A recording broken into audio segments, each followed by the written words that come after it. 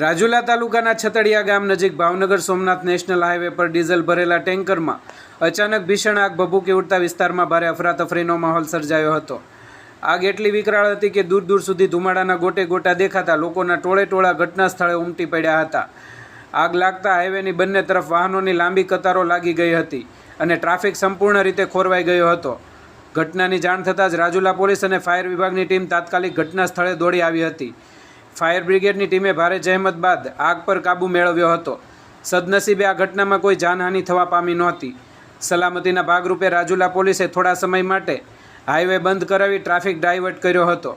Fire ટીમે આગ પર કાબૂ મેળવ્યા બાદ હાઈવે ફરી શરૂ કરાવવામાં આવ્યો હતો। આ બનાવને લઈને પોલીસે સમગ્ર મામલે વધુ તપાસ હાથ ધરી છે।